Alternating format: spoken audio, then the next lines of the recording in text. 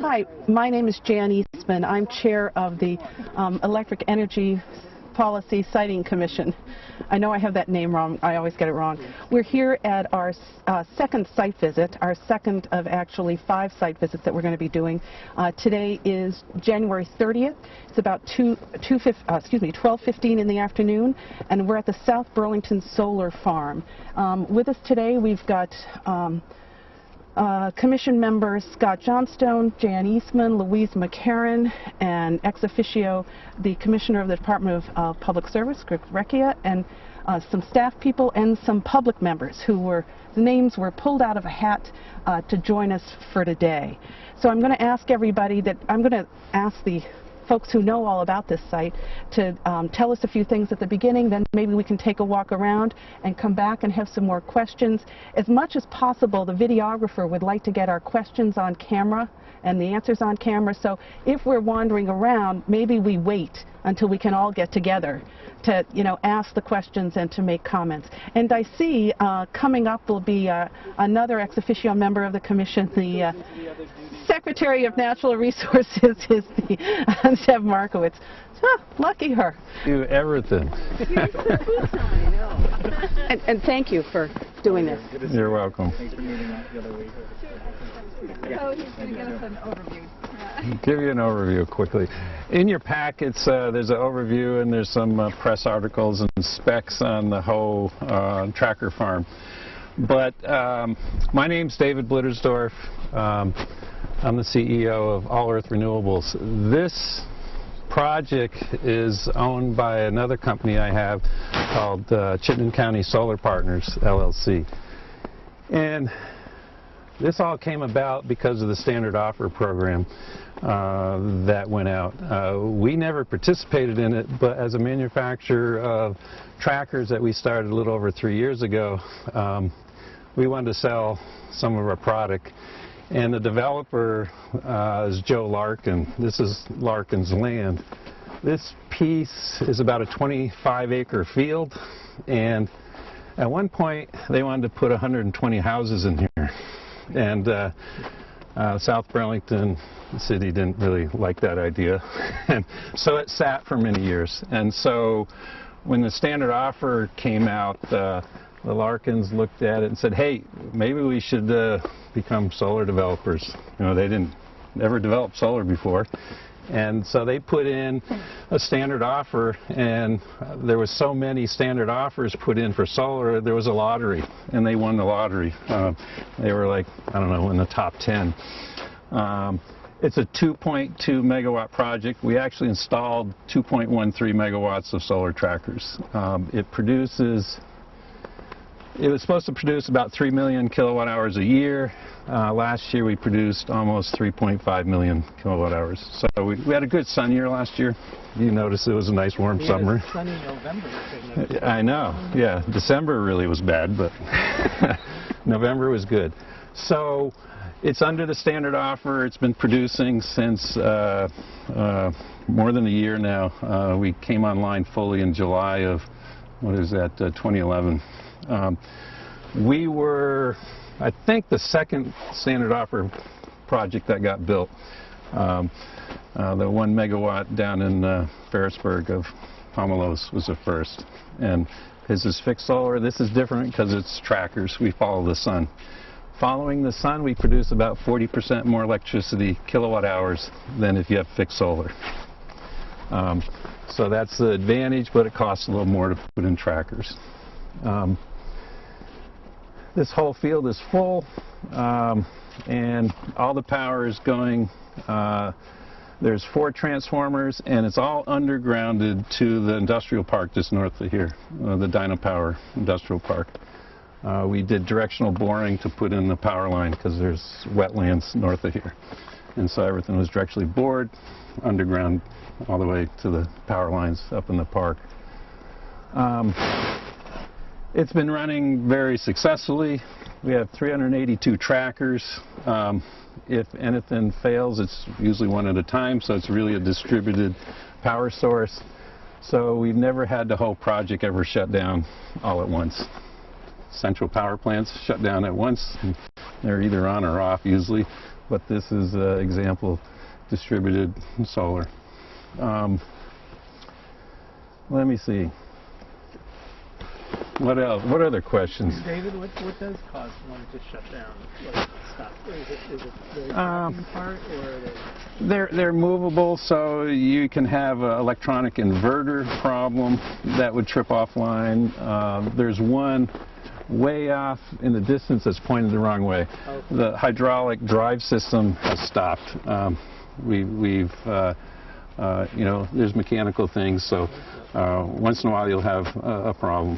But this was what we called our third generation tracker. So it was the first of our third generation. We're now going to fourth generation trackers. But they basically work pretty well. But every once in a while you have something go wrong. So when this was developed, was the neighborhood upset? The permitting went pretty quickly. There was questions because it was new. Some of the questions that came up initially in our first town meeting with the city and neighbors was glare. They were worried, some folks that live up on that street were worried that if the sun hits this and reflects, it might come into their windows. But solar is designed to collect energy. So all these panels are anti-glare because they got to collect the energy so they don't reflect like a glass window. Plate glass window reflects, but this won't. And also, they're always pointed where the sun's supposed to be, or, you know, it should be right up there.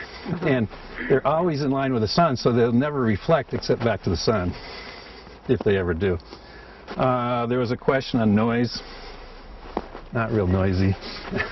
So that was a big one. There was a question on traffic in building the facility. You know, it's a residential street, so the contractor had to enforce speed limits. The contractor actually fired a worker that went up here at 40 miles an hour one day. Said, no, you don't do that. How long did it take to construct the field? We did this in sort of, I think we got our permit end of August, early September. And then we built it over the winter. We put in the foundations. Most of these, there's some precast concrete for foundations, but most of them are screw-in pilings. So you have a machine that just screws them into the ground like a big screw. It takes about 10 minutes. So we put in all the foundations before winter, and then all through the winter, we had an electrical contractor. It's actually a guy with one helper. He wired them all and got all the wiring done so that by May of the following year, we put in all the structure and had it running completely in end of June. They have a great time-lapse It was a video time-lapse. that I sent you guys. It's worth watching. It's just a few minutes, but it's a really fun time-lapse of showing what it looks like under construction. Yeah. And one of the reasons we did it all through the winter is it was slow. The other issue that we had was we had to do an archaeological study here, and UVM made us plow this whole field up to look for Indian artifacts. They didn't really find anything, but it made it a perfectly grass field into a muddy mess. So during the winter, everything was frozen, we could get around, and we didn't really like working in the mud. And it's taken 2 years to grow some of this stuff back up, but we're finally getting there. David, what's the expected lifetime of these panels? The panels are all warranted for 25 years for production. We warranty the trackers for 10 years. So we have a 25-year contract under the standard offer. So that's going to run for 25 years. But they'll probably last 30, 40 years with maintenance. You know, it's like old hydro. You don't take the dam out. You usually just rebuild the turbines and keep going. So the structure and stuff should last a long time. And the panels degrade about 0.4% a year, so they can last a long time. And if you should need to decommission it, how big a job will that be? Well, that was something that I wasn't really pleased with as a developer, to have to pay a decommissioning fund. We have a letter of credit that we have to pay in a year for decommissioning. The scrap value of the structure and stuff is more than it would cost to decommission, but we couldn't make that get through the Public Service Board. So, you know, it's really to pay this fund for 25 years when it has really high value, and even at the end, it's going to have more value than it costs to take them out. So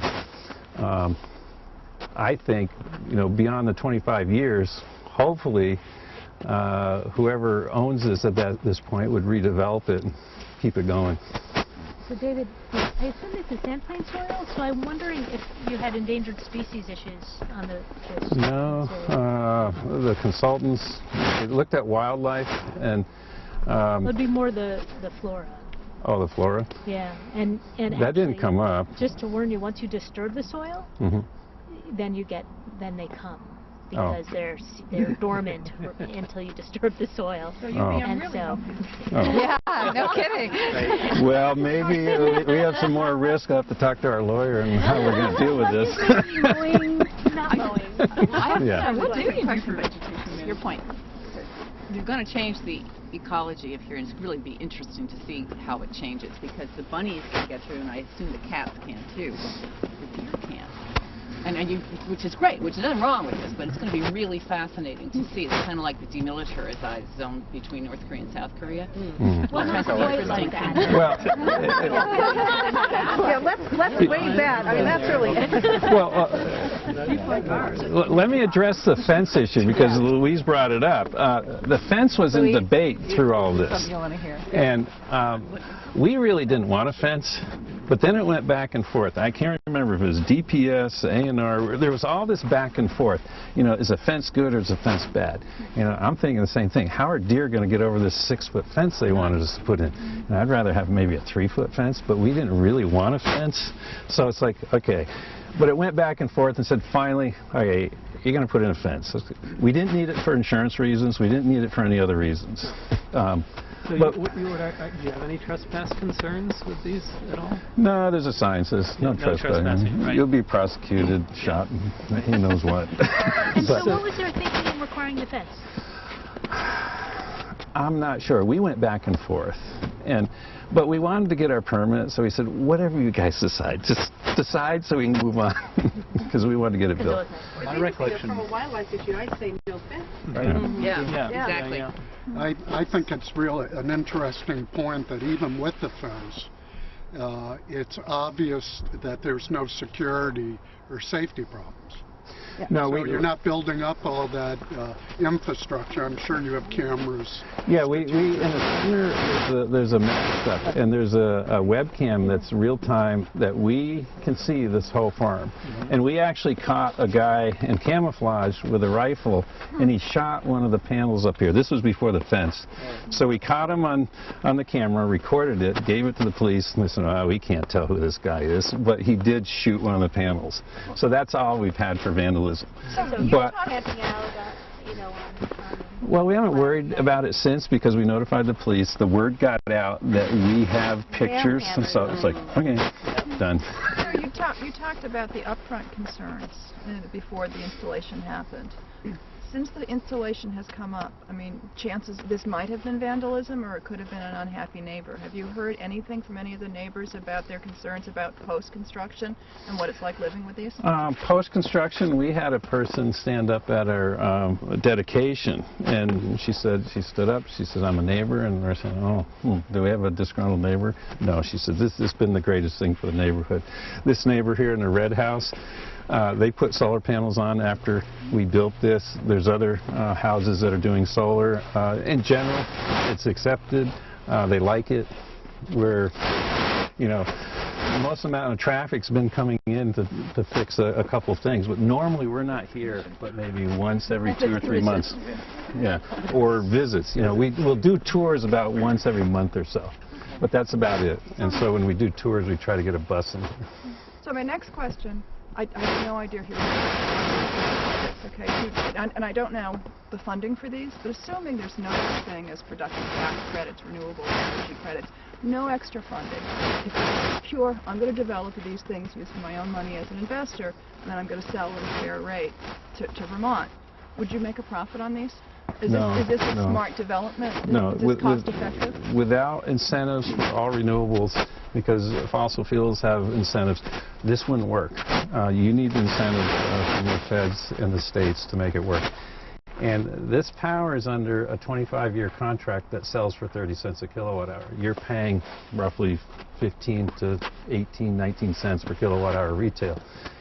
The standard offer was to stimulate long-term development of renewables, so you had to pay a higher rate. It's the only way it works, because it takes a lot of these solar panels to generate that 3 million kilowatt hours a year. You know, you can do it burning fossil fuels in today's prices without all the external costs associated cheaper. So we're up against the fossil industry, and we need the incentives to make it work. Otherwise, you wouldn't see any of this happening. If you took away the incentives from the fossil fuel industry, They're huge. then you Then could it's huge, compete right. on So, equal or footing. nuclear, if you took away all those subsidies, then, well, and people. So what other siting issues did you have here?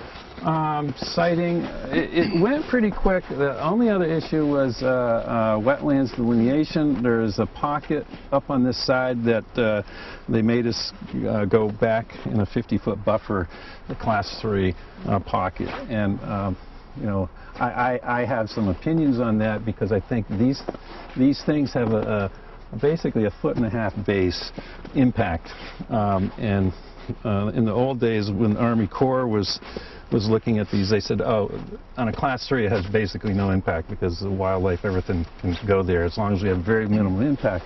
So we had to put a buffer around, so we took out. That's why it's not 2.2 megawatts, it's 2.13. We had to take out in that area. So, Dave, I've seen in really cold, snowy days, some of the stuff that's over in the Heinsberg area, it'll still have snow on it. And how you don't come in here and brush it off? You just wait till it's no, these trackers are a new design. What you may be noticing is the ones at NRG. Those are I put in over about 10 years ago. Those are passive trackers. Oh, okay. These are active that we control the tilt and the yaw. Those over there run on a Freon type system, and they won't shed snow. They collect snow. Yeah. And they don't move in cold weather real well. I learned a few lessons of what to do and how to do it better. So you But move these guys around the snow. yeah, typically we store them flat at night. So at night they all go flat, and so you can walk through here. You won't hit them or anything. But we have we call a snow mode. If we think it's going to snow, we leave them straight up so they don't collect snow. And they all have anemometers, so they go flat in high winds. Okay, so that feeds back and tells you you got wind issues. Yeah. Okay. Because each one of these has its own microprocessor, and each one of them has a wireless radio that communicates to a central station, and it goes up to our website. So we have full access and full control. So we can do all these little tricks. Is it just because all the trackers are built with have them all? Or you It's really standard. need that? Yeah, to survive 120 mile an hour winds, which we designed to, they got to be flat. Yeah. Otherwise they go. I had 4 of these in our back pasture, and they were in 2 of them didn't have anemometers, and a couple years ago we had a big, really high storm and they got damaged, Yeah. and now they all have anemometers. And they We learned. Those were the anemometers- generation 1. So it's automatic feedback to the panel, or There's a microcomputer in every one of these, and they take care of, each of them take care of themselves in real time. He can show me on his iPod what my trackers are doing. Yeah, every night, if you know Gay's site number, you just go up and type into our website, put the number in, or you can go and look on a Google map. There's all these nice little red things. If you know where she lives, you click on it and you can see what it produces. And so what are you producing, Gay? So when you, if for some reason you needed to get out of here, you could clean this up and restore it to exactly the condition that it was before you got here. Yeah, yeah. The nice thing with all these screw-ins, they're an 8-foot long piling that has a big helical screw. They take about 10 minutes to go in. Well, they take 10 minutes to come out. Right. Just unscrew them. Was this site attractive because of the Dynapower and the industrial facility right here? Well, the way the standard offer deal happened, you had to submit a proposal, and it had to have the tract of land, exact location. It really didn't have much to do with that. It really had to do with who was wanting to develop and who had land and what they wanted to do. So the feed, yeah, there's 2.2 megawatts. There's probably going to be another 2.2 megawatt just down the street that's being permitted now. So this helps feed the industrial load in the load of South Burlington. Because it turns out South Burlington's load is not mostly, well, it's majority residential, but there's a huge industrial load. Dynapower and the rest of these industrial plant, you know, the printing place and so on. So it really helps the grid here. So we hear a lot about capacity factors. What's the capacity factor of this installation? Trackers run 0.17, 17% capacity factor. Solar runs around 0.13. So compared to other sources, hydro, wind, it's not that high. But trackers are better. Low impact. Yeah. I'm curious about cost structure. When you said that it's 40% more in terms of production. Right. What, in terms of cost, is it compared to the fixed? We're pretty competitive in that we think we're about 10% more in cost. A lot has to do because we're all using the same panels, the same price, the same inverters basically as fixed solar.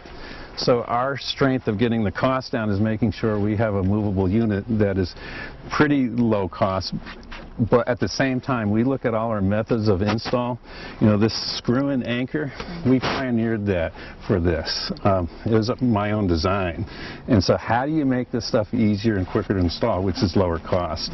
And it's also, these are all made in our place in Williston.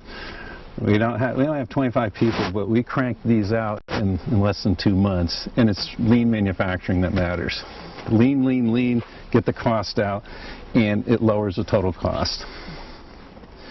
Just a comparison, in Germany, they can put in solar for almost half of what we do in the United States, and they buy the same panels, same price, but the difference is all the soft costs, permitting, installation, all these other things. The United States has this problem in permitting, and Vermont, we're lucky because the Public Service Board does the permitting statewide.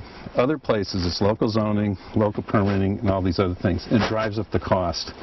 And the federal government has this program called Sunshot. They're going to award, what, $10 million for someone that can get rid of the soft cost. We already did it in Vermont. So we could get those $10 million. I know. Solar registration, these other things all matter because, you know, customer acquisition in the United States is 3 times the price. Permitting is like 3 or 4 times. In Germany, to do any of their feed-in tariff solar or wind projects, you can go and permit. It's not permit, it's registration online. 10 minutes. Difference. Part of what Sunshot's trying to get us to, though, if I'm not wrong, is $1 a watt. Yeah, that's an incredible target. And that, you know, so there's some strings that come with Sunshot. Even you, I think. Oh yeah. We aren't participating because it's such a high bar to clear. And I love the aspirational goal of it. Right. I don't mean to be critical of it, but that's a high test right now. Yeah. And just so you know, these panels have come down so much in price since 2008. 2008 was about $4 a watt. These are 230 watt panels. We're down around 70 cents a watt. Wow. But at 70 cents a watt, you can go to Home Depot and buy a window, and it costs you twice as much per square foot than these solar panels. I said, well, it's just glass in a frame. Well, this is glass with a lot of solar cells in a frame, but these are half the price.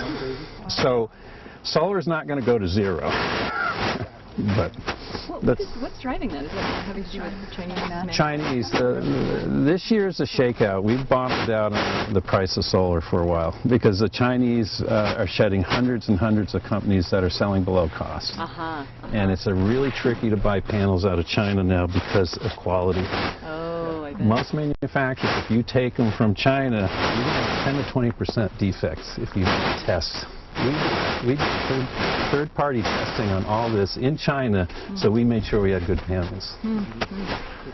David, there was the question about capacity factor. Do you want to give the comparison between this farm, Georgia Mountain, and Small Wind in terms of capacity? Yeah, the capacity factor number, as it says, is about 17%. Georgia Mountain, the 4 turrets north of here, it's going to be about 0.31, 31%. And just a comparison, you know, I've been in the small wind industry, tried to develop my own small wind turbine, gave up on that to develop the tracker in the fall of 2008 because I saw solar panels prices dropping. I said, oh boy, I have new competition. Small wind's not going to make it. And the reason is most small wind turbines are put where there's low wind, and the costs of the turbines are quite high because they're only made in hundreds to thousands. These are made millions and millions and millions of panels every year. So the economies of scale aren't working for small wind. But an example is the Georgia Mountain Wind Farm's 10 megawatts, 4 turbines. We need 14,000 of my small wind turbines in Champlain Valley to equal the output. But it would cost $400 million for that instead of 30. So you can see the economics don't work, nothing works. You have to have wind where the wind blows. And for solar, it would be 200 acres of this farm to be the same production output as Georgia Mountain. Right. As all of Georgia Mountain, or yes. as one turbine? All of Georgia Mountain. Yeah. All the turbines up there, and this is the cost would be almost 3 times as much. It would be about $80 million to replace Georgia Mountain with solar. Say that again. $80 million of solar to replace the $30 million of investment in Georgia Mountain for the same output. So did you have ag soil issues here or not?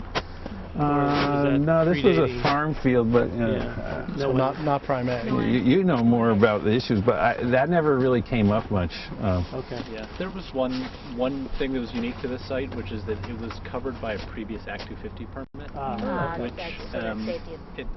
it creates issues, but it's different than some sites because you may not have an existing Act 250 permit, so it just involves some other parties. And what was it pre-approved? Well, it was involved in part of another development, and there were some exchanges and some conservation related to ag soils. Was this a part of the conservation? Was this part of the mitigation parcel? I honestly don't recall the exact details. Andy Roblow in our office did all the permitting. I didn't do the permitting. But even Chuck Ross was mentioning, in his testimony to us, that day he was talking about the fact that, that with solar, you're not taking away the use of the soil. The soils are replicable. Easy to put it back. And in fact,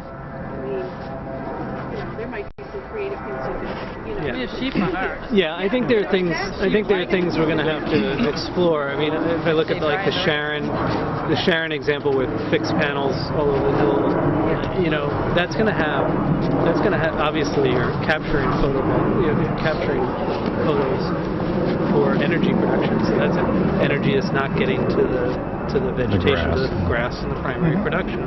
So we really for fixed. And here too we need to figure out what the impacts are on that ecology. I don't think we know. And the whole thing is, the standard is irrelevant because this wasn't being farmed. Nobody, we're supposed to be keeping the soil. Yeah. That was the theory. We were keeping the soils for when we absolutely needed them, and it became a higher priority and go back to. We didn't want to lose the soils. But until we've got everything farmed, we aren't paving it. Yeah. 125, yeah. And speaking of soils, with the plaster, the only thing you're into physical characteristics on the ground or soil type? Do you know? I'm not sure. They were looking at the plants and stuff. I'm not sure. It can be either one. Yeah, I'm not sure. The Ag Department was involved in reviewing this, so they came in and they worked with them on this project. They were more involved in this than they've been in other projects. Well, David, I am always looking at what's for the common good. We have a lot of individual rights in the United States, but there is a common good issue, and that's really what this is about. Energy is for the common good of everybody, and we have to look at it that way. And if every individual can say no, we're never going to get to the common good. And it's a tragedy of the commons all over again if we go that way. So, yeah, we're going to disagree on a lot of things probably, but part of doing all this is to get solar and renewables going in the state. And thank God we got the feed-in, or the standard offer. It's supposed to be called feed-in to equipment. We don't call it that in the United States because it seems too socialist, but and it has a tariff and tax thing. What I've discovered now, though, going into the public service department is we call everything else a tariff. I don't know why. Why can't we call this the right name? But You made a comparison, and you were talking about the cost of Georgia Mountain compared to this, and you're saying that Georgia Mountain is 30 million or something like that, and it would, if you wanted to create the same amount of energy, you would have had to spend a whole lot more money at Georgia Mountain. Yeah. But I think when you're talking about Georgia Mountain, you're just talking about... no, total cost. No. But what happens in consideration in any of the industrial wind development so far has been really the cost to the neighbors and the cost to the community. Can we talk about solar today? Okay. Okay? Honestly, guys, I mean, I just, we got to talk about all the issues about everything, and I appreciate all the time that you spend. I really do, but I also think it'd be great to take a little tour since we've been standing here. I'd like to see one of the transformers. Transformers up here? We can walk up this road and great. Yeah. And keep up the terrace. If you're thinking of other uses, other animal uses, I in this understand. table, what's the clearance? Is it like about 9 feet. Yeah. Even I can't. You can't look. I was less worried about, I was not thinking about us, I was thinking about other animal issues. You're talking about sheep. Giraffes are a problem. Going to be a problem. That's about it. That's good. That's great. Oh yeah, you can mow. You can, farm tractors that don't have high roll bars. You can go down. The other technical question, just because I'm curious where it's gotten to with the panel development, is so compare a day like today to a sunny day. How good are these things now? What's the percentage when they're running? Today we're doing probably about 10 to 20% output compared to 80 to 90. And it varies by temperature and time of year. The best time for this farm is April. Cold day in April, the sun's up. Sun's closest. Yeah, sun's closest in the cold. Solar panels work better in the cold than they do in the heat. That's fascinating. Well, I remember saying to you when I was secretary back then, that you've got to have your kids be well covered up in April. Yeah. Oh, the They sun is really getting intense, The sun is getting intense, it's hurting you in April. And you don't do that. Do you brush hog like once a year? We haven't yet, but we're going to have to brush hog or hay it this coming year. Yeah. Okay. Yeah. We were just waiting for everything to grow up because the first year was really skimpy. Yeah, when you can't.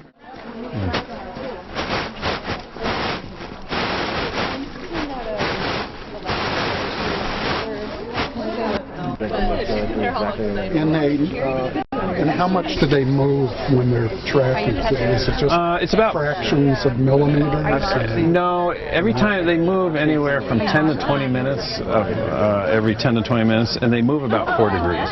So we wait until it's about 4 degrees off, and then you go. Cool. Off on transformers. Is this a dynamite disperser?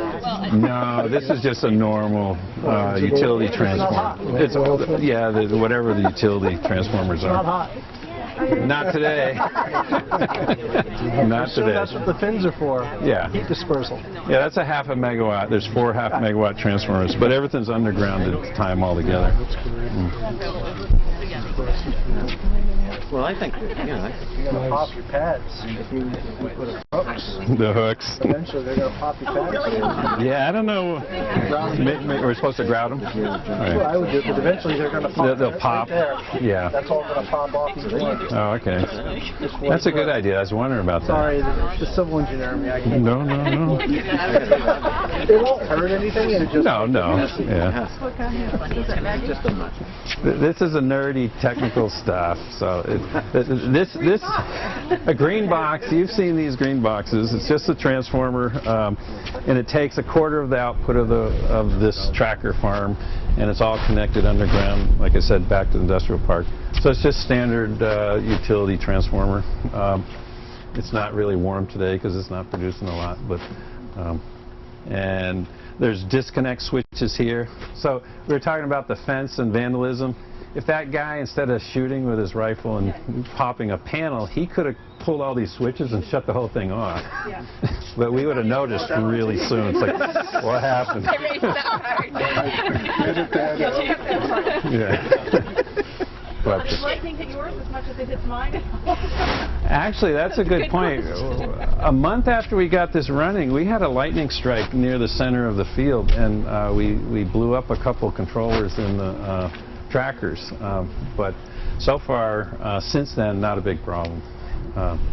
Lightning, you know, we thought it would be hitting the trees, but we got a pretty good strike right here.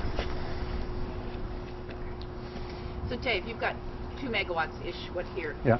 And it's all going into Dynapower or to that whole industrial... Well, it's being fed into the distribution system. There. Yeah, so basically the electrons are going and they're being distributed in the park, being used right here locally. So as far as transmission lines and stuff, it's saving you from building out a lot of transmission most of the time. But have you already been asked the question about how does the tracking take place? Are you actually following the sun, or are you following a projection of where the sun should be? Great question. Every one of these has a built-in GPS. Okay. So once they get installed, it takes a GPS reading, and then we get a real-time reading from the satellite. So they know exactly, like if you were to look at all the GPS readings, they'd just be lined up in rows and then there's pinpoints. But that's important because we use a sun chart algorithm. So we know the time and date and location in the world. So we point the tracker to where the sun's supposed to be. There's no feedback, no sensors or anything. And it's just always pointed. So if the sun was out, it'd be over there. Yeah. And that's a simpler, more reliable way to point trackers. And you'll notice they aren't all perfect because they're plus or minus about 5 degrees on accuracy. Because it's the cosine sine law. You get very little error if you're within 5 degrees. Is that one of those new fighters? Is that one of the trackers? No.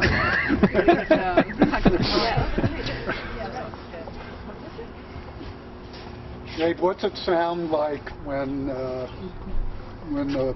you lay them all flat? Well, does it happen quickly? No, they're all sequenced. They all have serial numbers, and we don't want them all to go running the hydraulic. There's a hydraulic pump system that runs the cylinder and the yawing. So you'll have 1/100th of them work at any one time, and they're spaced about 15 seconds apart. So, Dominoes. yeah, you'll see every once in a while, if you look around, there's always something moving, and I just saw that one move, but they're all sequenced. And that way we don't draw a lot of power from the grid or consume a lot of power at one instant. So they're all randomly sequenced.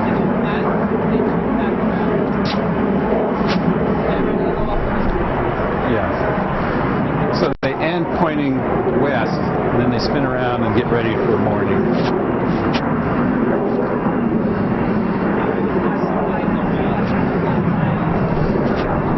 Our early version had a snow plowing problem. I was like only about a foot over the ground. These are kind of close. But if the snow builds up, they won't push through a lot of snow.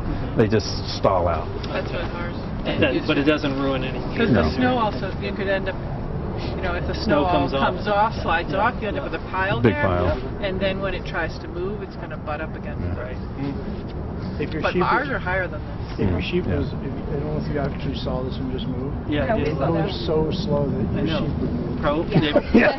Well, they probably lean into it a little more. Thanks. Good seeing you. Story of cows. Tell us the story of what happens with cows. Oh, they want to be there. Cows? I don't want cows in here. Cows are too big. Right. You know, 2,000-pound animals running around. It's like, and they also like to eat wires and stuff. So you have to be careful what you put near these things. And so no goats. No goats. Goats eat anything. You know, the electrical conduit that goes in the ground, they probably eat those. They would like that. We have to shield those. But at Shelburne Farms, we have one tracker, and they have a big fixed array, and they're grazing sheep around it, so they've got it protected.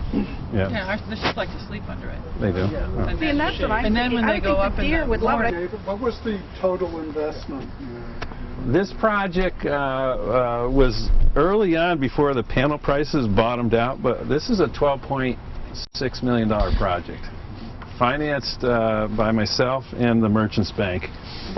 I'm really hell-bent on using local banks.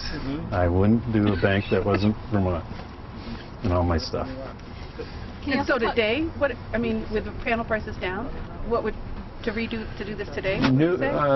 We're working on one that would be about $8.5 million instead of 12.6. So that's a good, yeah, it's coming down. It's coming down. And the standard offer price came down too. Right. And we lost the tax credit in the state of Vermont. We just had a 15% grant from the state and 30% from the feds. And do we have any more there's still federal grants? On solar, we have tax credits at 30% until 2016.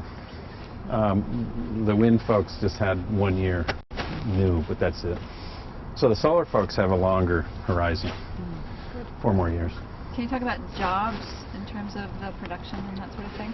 Yeah, well, producing this kept our 25 people busy. Also, ECI, Jeannie Morrissey's company, the electrician, you know, they were busy for quite a while putting this in. Like I said, the electrician, he and a helper had a winter job. He started in November. He wasn't done until July, and kept him going. Yeah, there's a number of jobs. There's a lot of indirect jobs. Many of the parts are made here in Vermont. There's a can that goes where everything's mounted. That's made by NSA Industries up in Lyndonville. Yeah, are the transformers ours or not? No, they're imported. I don't think we build these kind in Vermont. Dynapower builds some, but they're specialized. They're not like this. But the concrete was done from Ireland. You know, the precast. You know, and part of my business philosophy: local, local, local. U.S., U.S., U.S. It really pained me to buy Chinese panels. Before Evergreen Solar, Massachusetts went bankrupt. They were our sole supplier. I wanted U.S. product, but we're stuck with everybody else because 3/4 of the panels are made in China now. We're trying to get U.S. suppliers. But U.S. suppliers are more expensive, so you need those incentives, you need these things to make it work. But because this is a siting commission, I don't know if you have any things that you would like to tell them with respect to siting. Are there any recommendations that you have with respect to siting? Yeah. Yeah, you laugh, you know why. My worry is we're going to add some more layers from your panel and others and slow things down. When you slow things down and you require more, it adds more carbon to the environment because every one of us is at least 20 tons of carbon a year. So if you add more people and slow things down, you're adding carbon, and we're not getting to where we want to go, which is lower cost, which is lower carbon. So whatever you do, standardize things. I'd like to be able to go on a project like this through the 248 process and have a lot of things standardized, and all you do is check off. Okay, we've got that done. This is what ANR says, do this. Okay, done, done, done, done. Let's not make up new things and keep trying new things. We just have to standardize everything. You have to cookie cutter stuff. And I know that may sound a little weird when you're permitting because everything's different, but a lot of this stuff you can standardize. I spent 30 years in business standardizing product development, product production. That's the only way you can get the cost down. And this is 382 trackers. It's just not one big array of fixed solar that is custom designed. Our design process is really fast. I'm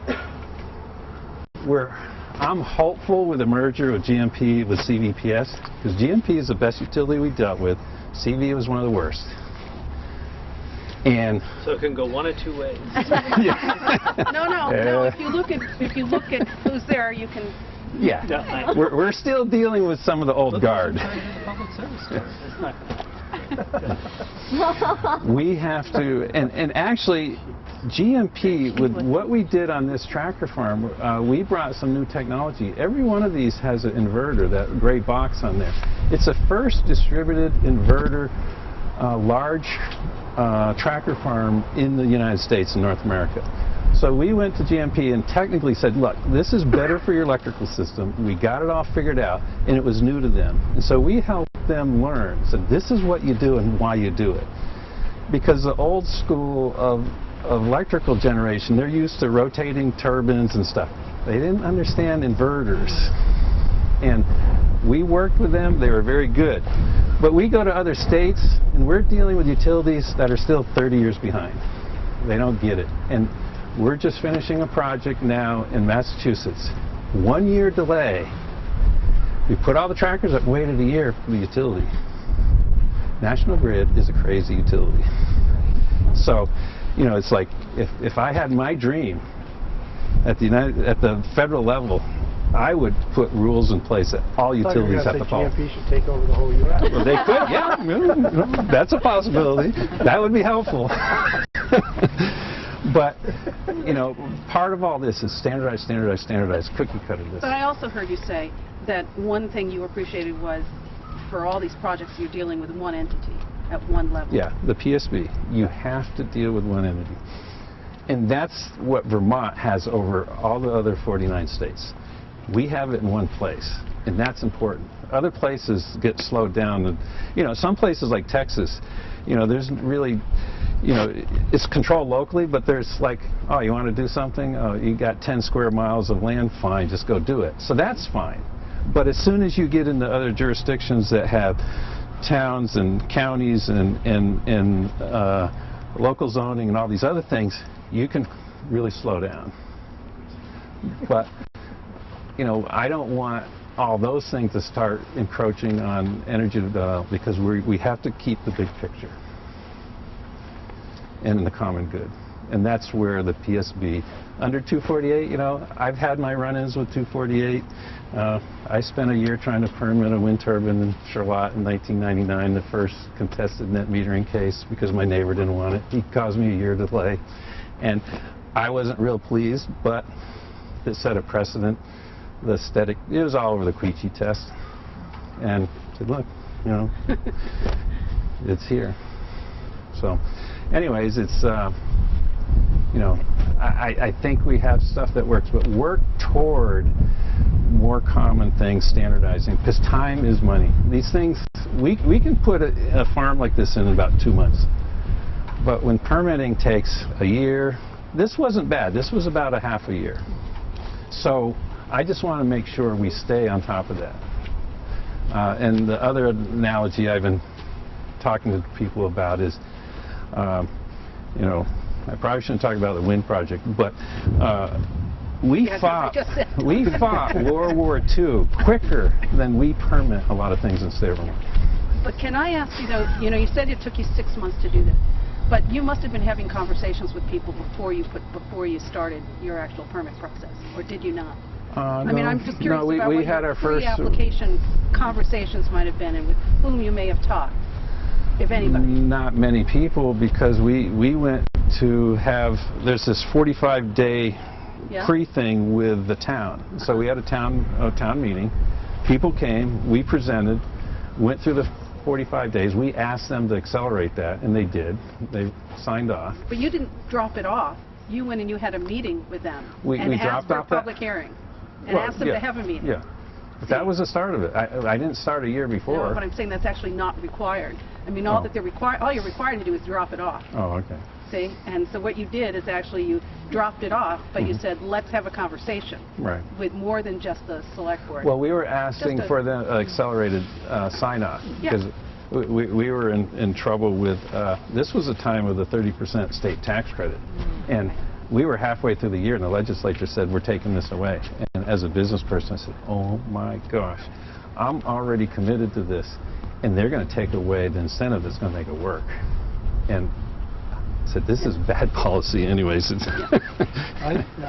I'm impressed that it took just 6 months, and I think maybe it goes back to that whole issue is you have different levels of criteria from the permitting. You know, when you have something that is seemingly so benign, you know, as you can standardize it. Yeah. I mean, Act 250 has standardized checkoff forms for citizens if you're building a house. You know, you sit down and, whereas a nuclear facility certainly shouldn't be shoehorned into a 6-month permitting process. I won't say anything about when. No, totally. I mean, the issue of, it's something we've already started to talk about and discuss, is different thresholds of review depending upon, is it impact or is it size or what is it? Is there something we might do so that where there are legitimate concerns, they get addressed, and where they're not, we don't even make it longer, we actually might go the other way. And the reason the legislature passed the solar registration law for small solar is I proposed that and we got it through. And it's to get rid of even the 45 to 60 days that we were taking to get a CPG for a small solar. And so look, this is kind of benign and really simple. And the argument I use, some of you have probably heard it, that how come we register SUVs and we permit, we're registering things that are probably worse, but we permit things that are good. We got it backwards. Yeah. And so the solar staying on site is not being driven off site by me. and so that registration law is now nation leading. The whole country is looking at us and saying, wow, you have done something amazing. And it's moving the market for small solar. So any other questions? Thanks so much. Thanks, Dave. Well, thank you.